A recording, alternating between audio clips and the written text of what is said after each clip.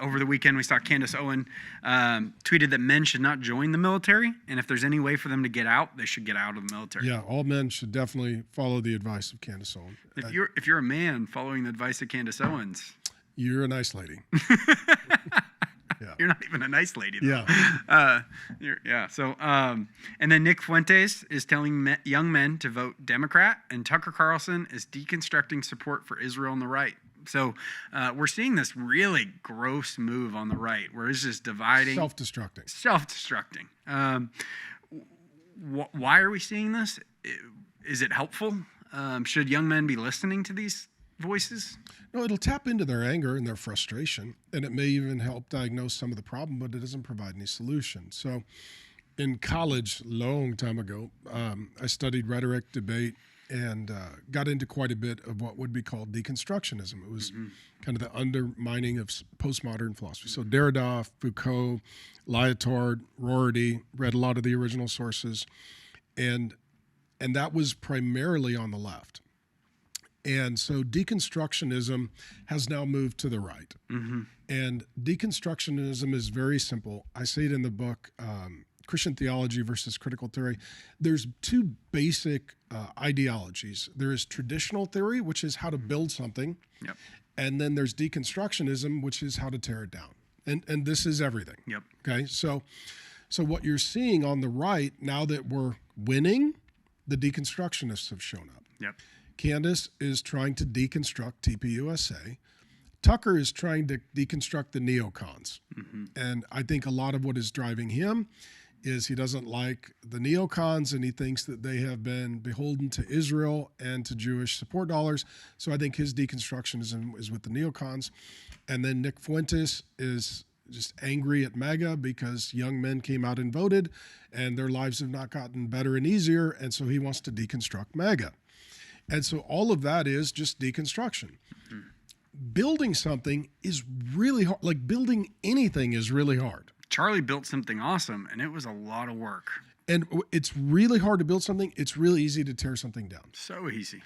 This is why, like, my dad worked in construction, and to find a demo crew, what you pay them an hour is very different than what you pay. It's a tenth. A finishing crew. You pay $100 an hour for a finisher and $10 an hour for a demo. And if you can get a gorilla, you get a gorilla because it's a good gorilla job. Comparing Nick Fuentes to a gorilla is an insult to the gorilla. Yes, it is. I apologize to the gorilla. But what happens is the deconstructionist, it taps into the angst and the anger and the frustration. And it's like, we'll just tear it all down. It's like, well, but what are you going to build? Like, what are you going to build? Well, you'll get a lot of views and likes when you deconstruct the right. But it is, I think we are so privileged as Americans. And we're privileged to have a president like Trump, especially as Christians, somebody who is praying in the White House, inviting pastors. I'm going tomorrow to pray with the president and work with the Faith Council, and super excited about that. We have a president that's doing that and prioritizing that in the midst of war. What would today look like if Kamala was our president? The borders would be continually wide open, which means that all the social services in all the major cities would be further in debt.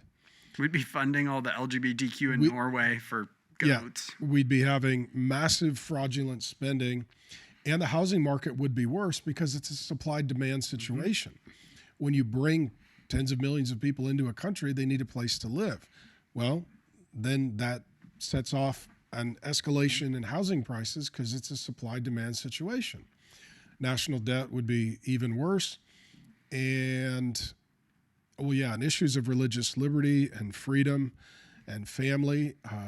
We know for a fact that the previous administration was targeting pro-life clinics and churches and Christians. We know that. And so I don't need the president to be the pastor in chief. I just need him to protect the liberties that our country constitutionally is guaranteed. And then it's the church's job to be the church. It's not the church's job to want the government to do the church's job. And so, we had two options, and by the grace of God, we got by far and away the best option. And Nick Fuentes is like, vote Democrat. We don't have one-term Democrat. This country could be pretty awful. Well, we talked about it last time too. Like there are other elections. There's gubernatorial elections. There's attorney general elections. There's state and local elections. So if you either don't vote or you just vote Democrat down the ticket, it's like we're here in Arizona, and Arizona is a swing state, and our governor and attorney general are a clown show. She set the record for just vetoing. All she's good at is vetoing. We've got to get that fixed. And if the Christians don't vote or vote Democrat, then we could lose school choice for families. It makes it a far less habitable place for young people to marry, have kids, buy a home, educate. Like there's a lot of other issues at stake. But when you're just a single guy who's angry and you're not a husband and a father with a family and a future, you're not thinking in those terms. And so, do I understand sometimes the anger? Yeah, but what are you going to do? What are you going to build? Yep. Like what is the alternative? Because when we saw deconstructionism on the left, let's say during the George Floyd and the BLM, it was let's deconstruct the police force. Yep. Okay. So then what are you going to build? Well, we're going to build psychological advocates. Well, I tell you right now, cartel leaders are not going to stand down from psychological advocates. So even if something isn't perfect, the question is, if you deconstruct it, will you build something better? Yep. And if not, even though it's not great, it's better than what's going to happen after you deconstruct what you already have. Yep. I've met 5 million fools that thought they were going to start to renovate their home, and they did the demo, and then they couldn't get it back together. I've also met those same fools. That's wild. Yeah. My life verse right now is Jeremiah 29:5. I was telling you this the other day. This is to the exiles in Babylon, a pagan nation with a pagan king under heavy persecution. This is what the Lord Almighty, the God of Israel, says. Build houses, settle down, plant gardens, eat what they produce, marry and have sons and daughters, find wives for your sons and give your daughters in marriage, so that they may too have sons and daughters. Increase in your number, do not decrease. Also seek the peace and prosperity of the city which I've called you to in exile. Pray to the Lord for it, because if it prospers, you too will prosper. That's incredible. Build something. Build something. That's a vision for young men. It takes a while. Get married, get some land, have a family, have kids, and start thinking about legacy for generations. And that gets a man motivated. So you take all of that anger and angst and you could put it toward X or a family. X is birth control. A family is awesome. Yeah, a business, a ministry, a family. Go build something. Build something.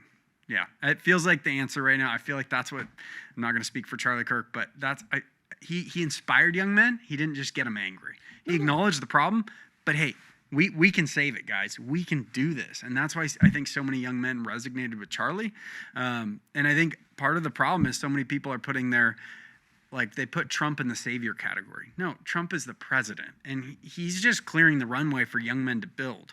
So young men, get out and build. Yeah. And at the end of the day, if young men don't build, it doesn't even matter what the president does, because the nation won't have a future. That's the thing. It doesn't matter who the president is. Even if we had, the greatest political situation in the history of the nation, if the young men were not activated, there is no future. No future. So the political is just to clear the runway so young men can get their plane up. But if the young men don't want to get their plane up, there is no future. 100%.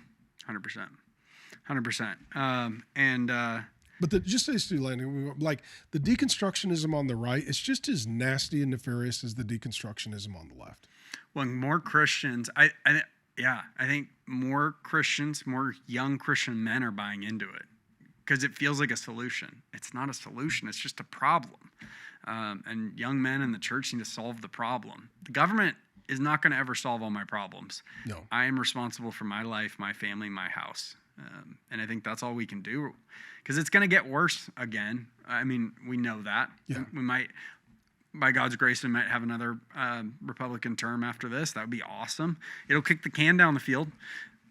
But the world's going to get worse. At some point, it turns back around, unfortunately. And this is where get your momentum now, get started now, get to work now, get building now. Well, there is an opportunity. And I know it's not easy, but in the future, who says it's going to be any easier? And on the deconstructionism, just to clue people in pastorally, it starts very simply with, well, we're just going to hold people accountable. It's like, well, who the hell are you? Mm-hmm. You're a podcaster who's never held an actual job, or never actually held a political office or never built anything. And then it starts with, well, we're just asking questions. And the first question that's asked in the history of the world is Satan asking a question to Adam and Eve. And if you ask so Satan is the first deconstructionist. Mm-hmm. So he tried Did he really say it? He tried to deconstruct heaven. He lost. He came down. He tried to deconstruct earth. And he did so by asking a question, did God really say? So those who are like, well, we're just asking questions. It's like, well, that is spiritual warfare. And the young woman followed, and the young man was passive and went with it. Yeah. So we already saw the liberal women, the parade of them. And now we're seeing young men go with it. They're like, oh, yeah. I mean, yeah, the right sucks. Vote Democrat. Literally, overtly. Nick Fuentes came out and was like, let's vote Democrat. Hey, the one that mutilates children, that aborts babies, that's who we're voting for now because we're mad at Trump? Yeah. That's a spoiled brat. Well, and it's like, okay, and how will that improve things? It will not. It's just a middle finger to Trump. That's all he's trying to do is a middle finger to the right. But then what happens is debt goes up, taxes goes up, and then young men have got to pay all that off. Mm-hmm. I think we are in such a privileged place in America, and I don't think we ever believed that America could fall.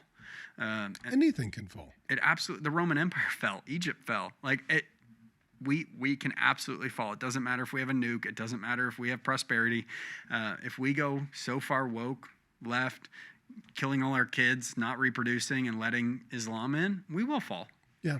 No, if you go into massive debt, you do not have children that are committed. Well, you don't have children, and then you don't have people in country that are committed to the future of the country, and eventually you don't have a country. It was terrifying being in Dearborn. Yeah, yeah. It was like a look into the future, and I texted my wife. I was like, I just want to move to the middle of nowhere and build a moat and have a compound with our family, because I think this is the future of America, seeing what that city looks like. And yeah, driving through it was wild. We weren't there long, but that large mosque that we went to, I mean, call to prayer. They're violating city laws. They do it at 5:30 in the morning. Its noise ordinance is 7. But good news is their mayor is a Muslim, so he doesn't care. Doesn't care. Yeah. Well, and then the houses around it are just dilapidated. And what was wild, too, is you guys pulled up. There was a Orthodox church next door. Fun fact. And the security from the mosque comes out to basically trespass us, kick us off the property. Hey, what are you guys doing? It's like we're not even on your property. Oh, so let's say a lot of the people in the mosque are in country illegally. They don't believe in borders or law enforcement. But as soon as we show up on the land next door that isn't yours, suddenly you have your own border patrol, security, intense. And you're going to enforce your border. It's like, oh, this is adorable. Got it. Yep, makes sense. Speaking of adorable things, there was a